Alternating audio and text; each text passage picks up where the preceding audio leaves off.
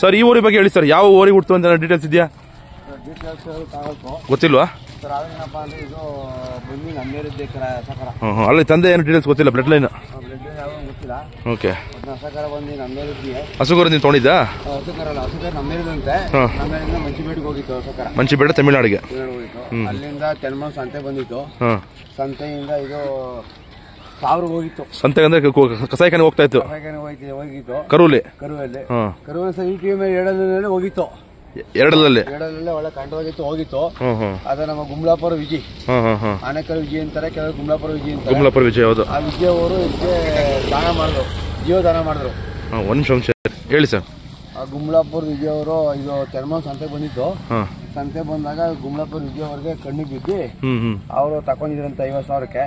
50,000 ತಕೊಂಡು ಕನಕಪುರ ನಮ್ಮ ಶಿವರುದ್ರಣ ಅಂದ್ಬಿಟ್ಟು ಚಿಕ್ಕಪ್ಪದವರು ಅವ್ರ 10,000 ರೂಪಾಯಿ ಲಾಭಕ್ಕೆ ಏನೋ ತಕೊಂಡಿರಂತೆ. ಅವ್ರ ತಾವಿಂದ ನಾವು ತಗೊಬಂದು ಇದು ಹೋಗಿರುವಂತ ಜೀವನ ಕುಮಾರ್ ವಿಜಯ್ ಕುಮಾರ್ ಅವರಿಂದ ಸ್ವಲ್ಪ ಪ್ರಾಣ ಉಳಿದಿದೆ. ಹೌದು ಸರ್, ಅವರಿಂದ ಪ್ರಾಣ ಉಳಿದಿದ್ದು ಗುಮ್ಲಾಪುರ ವಿಜಯ್ ಅಂದ್ಬಿಟ್ಟು ಅವರಿಂದ ಪ್ರಾಣ ಉಳಿದಿದ್ದು. ಅವ್ರಿಗೂ ನಮಗೆ ಬಹಳ ಆತ್ಮೀಯರು. ನೀವು ಆತ್ಮೀಯ ಅಂದ್ರೆ ನಮ್ಮ ಅಪ್ಪನೂ ಅವ್ರ ತಂದೆ ಬಹಳ ಸ್ನೇಹಿತರು. ಆತ್ಮೀಯಿಂದ ನಮ್ಗೆ ಇವಾಗ ಈ ತರ ಕೊಡ್ತಿದ್ರು. ಈ ತರ ಒಳ್ಳೆ ಕರು ಇದ್ರೆ ನಿಮ್ಗೆ ಹೇಳ್ತಾರೆ, ಈ ತರ ಬಂದಿದೆ ತಗೊಳ್ಳಿ. ಸರ್ ಕರ ಇದಕ್ಕೆ ಸರ್ ಅವರು ನಮ್ಗೆ ಆತ್ಮೀಯ.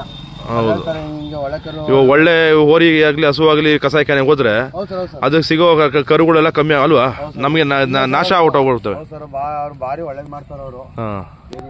ಯಾಕೆ ಸರ್ ನಮ್ ಬಹಳಷ್ಟು ರೈತರುಗಳು ಈ ತರ ಎಲ್ಲ ಸಂತೆಗಳಲ್ಲಿ ಕಸಾಯಿಖಾನೆಗೆಲ್ಲ ಕೊಡ್ತಾ ಇದಾರಲ್ಲ, ಏನ್ ಕಾರಣ? ಸರ್ ಕೆಲವ್ರಿಗೆ ಸರ್ ಸಾಗಕ್ ಆಗಲ್ಲ, ಪಾಪ ಅವ್ರಿಗೆ ಕಷ್ಟಗಳು ಇರ್ತವೆ. ಆಮೇಲೆ ಕರೆಕ್ಟಾಗಿ ಹೋಗಿ ರೈತರು ಕೇಳಿದ್ರೆ ಕೊಡಲ್ಲ ಅವರು. ಹೌದು, ರೈತರು ಕೇಳಿದ್ರೆ ಕೊಡಲ್ಲ, ಬೆಲೆ ಜಾಸ್ತಿ ಹೇಳ್ತಾರೆ ಕೆಲವರು. ಜಾಸ್ತಿ ಹೇಳ್ತಾರೆ. ಅದೇ ಬೇರೆಯವ್ರಿಗೆ ಸಾಬ್ರಿಗೆ ಹೇಳ್ತಾರೆ ಬಾ ಹಾಕೋಗು ಅಂತಂತಾರೆ. ಅಂದ್ರೆ ನಮ್ಮ ರೈತರು ತಪ್ಪಿದೆ ಅಂತ ಹೇಳ್ತೀರಾ ನೀವು? ರೈತರು ತಪ್ಪಿದೆ, ಯಾಕೆಂದ್ರೆ ಅದು ಏನ್ ಬಳಸ ಆ ಬಾಳ್ನ ತಗೊಳ್ರು. ಅಲ್ಲ, ಇವಾಗ ನಮ್ಮ ಅಟ್ಲೀಸ್ಟ್ ಜೀವ ಉಳಿಸ್ಬೇಕು ಅಂದ್ರೆ ಬೇರೆ ರೈತರಿಗೆ ಕೊಟ್ರೆ ಇನ್ನೊಬ್ಬ ಸಾಕ್ತಾನೆ, ಒಂದ್ 2 ವರ್ಷ 3 ವರ್ಷ ಸಾಕ್ತಾನೆ, ಅದನ್ನ ಆದಾಯ ಮಾಡ್ಕೊಂತಾನೆ, ಕರು ಹುಟ್ಟುತ್ತವೆ. ಹೌದು ಸರ್, ಎಲ್ಲಾ ಮಾಡ್ತಾರೆ ಸರ್. ಯಾಕೆಂದ್ರೆ ಸರ್ ಈಗ ನಮ್ ರೈತರು ಏನಪ್ಪಾ ಅಂದ್ರೆ ಎಟ್ಕೊಂತ ರೀತಿಲಿ ದನ ಕೊಟ್ರೆ ಅವ್ರು ತಗೊಂಡ್ ಸಾಕ್ತಾರೆ. ಇವರು 3 ಲಕ್ಷ 4 ಲಕ್ಷ ಅಂದ್ರೆ ಯಾರು? ನಿಮ್ಗೂ ಆತರ ಆಗಿದೆ, ಅನುಭವ ಆಗಿದೆಯಾ? ಅನುಭವ ಆಗಿದೆ ಸರ್. ಈಗ ಸರ್ ಈಗ ನಮ್ಮೂರಿಗೆ ಬಂದ್ ಸರ್ ಈಗ ಇದು 60,000 ಇದು. ಈಗ ನಾವು 40,000 ಲಾಭ ಕೊಟ್ಟು ತಕೊಂಡು 1 ಲಕ್ಷ ಆದ್ರೆ ಕೆಲವರು ಇದ್ನಿ ಹೇಳ್ತಾರೆ 4 ಲಕ್ಷ 5 ಲಕ್ಷ ಅಂತ ಹೇಳ್ತಾರೆ. ಆಗ ಎಲ್ಲಿ ತಗೋದು ನಾವು ಕರುಗಳ ನಾವು? ಈಗ ಮುಂದೆ ಕರ ಹುಡುಗ ಕರ ಕೊಟ್ಟಾರ ನಮ್ಗೆ ಅವರು. ನಮ್ದೊಂದು ಕರ ಇತ್ತು ಕಣ 5 ಲಕ್ಷಕ್ಕೆ ಮಾರಿದ್ರು ಅಂತ ಅಂದಾಗ ಟ್ರಾಲಿ ಮಾಡ್ತಾನೆ ಅವನು.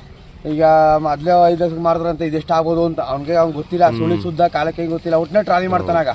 ಅದು ಲಾಸ್ಟ್ಗೆ ಅದು ಸುಮಾರು ಆದ್ಮೇಲೆ 2 ಆದ್ಮೇಲೆ 1,000 ಕೊಟ್ಟು ಕುಡಿಸ್ತಾರ ಅವರು.